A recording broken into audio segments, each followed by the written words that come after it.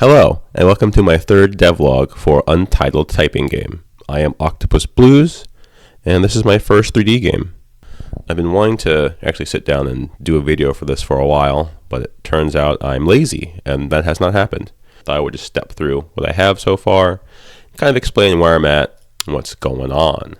So, Untitled Typing Game is a rail shooter inspired by Typing of the Dead.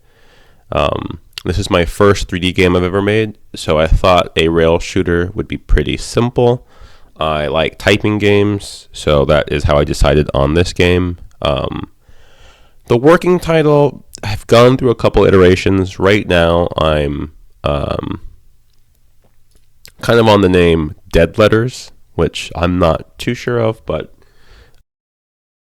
just so I don't have to call this Untitled Typing Game for the rest of all eternity, this game is now called Dead Letters. Boom. That's how you do it. So I want to step you through how the game is set up because I'm pretty happy with how it came out. So we can see right here, there's this little man running away from a zombie. The whole game, a rail shooter, if you don't know what a rail shooter is, it is a shooting game where your character moves on a fixed path and enemies will spawn and you kill them, and then you rinse and repeat. I would fly around and show you more, but I'm holding the microphone with one hand, and it's actually kind of hard to move around. As the player walks through, this is the player. You never see yourself, so you get to stay this little capsule. Zombies will spawn, and you have to kill the words that spawn over their head. How I've set this up, I'll click a zombie. Let me just click this zombie because I like, yeah. So right here, we have one of the zombies. You can see on this right section, his animation set to run. I can type in one of the animations they have, and they'll do a different one. So far, all of them, but literally one run. And then there's this difficulty. The difficulty changes the word pool. So there's two pools of words. There's easy words and hard words. And I was going to do intermediate words, but that made too many words. So I'm just going to do easy and hard. So different zombies throughout the path will have different difficulty levels. Next thing is that all the game is really controlled by this animation player. So if I were to move this forward, you'll see the player coming forward. At certain spots, I have a script called Start Monster Waves, and it will start the monsters for the corresponding group. They'll run at you, and the zombies themselves handle if the level should move on or not, and then just kind of rinse and repeat. So without further ado, why don't I just show you what I have so far.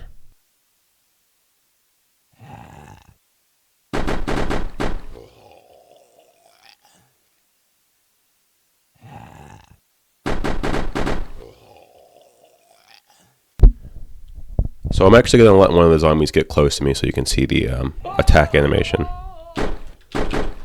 Oh, maybe this is the one I'll let get close. He attacks. Now you can see a couple problems here. One, there's a huge delay from when I take damage. And two, once the zombie is this close to you, it's really hard to see the word.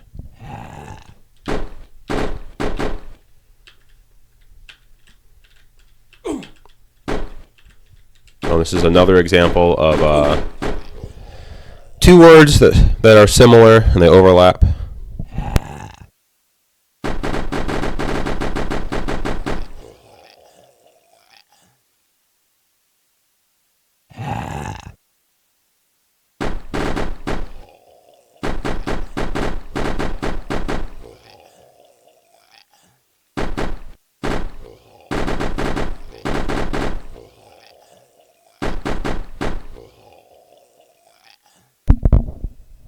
So as you can see for this last area, the guys kind of bug around a little bit. I meant to highlight, I don't know if you could see it, there was one moonwalking zombie. And after I put him in, I think I want to do a lot more silly animations. I think it'll just make the game more fun. But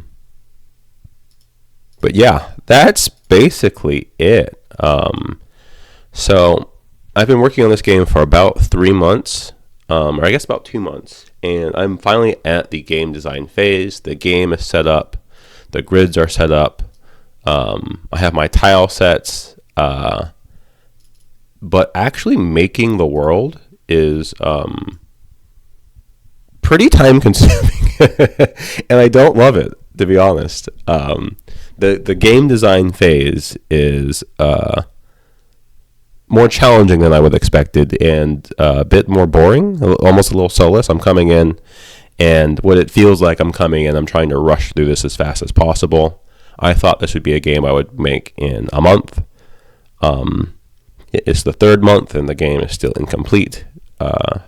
But now that all the coding essentially is done, other than maybe some small stuff, adding a score in, start screen, that kind of stuff, I really need to make sure that I don't rush through this part, because the actual game is a pretty big deal. It's a pretty big part of game development, so I want to make sure that I'm still enjoying it. I don't half-ass it, because that will make all the prior work kind of redundant if I don't actually make a good game with the tools I've built. Spend a good amount of time just actually working on the level, smoothing out the animations, trying to think of some ways to fix some of those issues you saw where, words, once the zombies get close to you, the words kind of jumble up on top of each other and they're hard to read. I'm not really sure of a good idea for that yet. But if you have an idea, I would love to hear it. And if you'd like to follow me on my game development journey, please like and subscribe. Thank you for watching.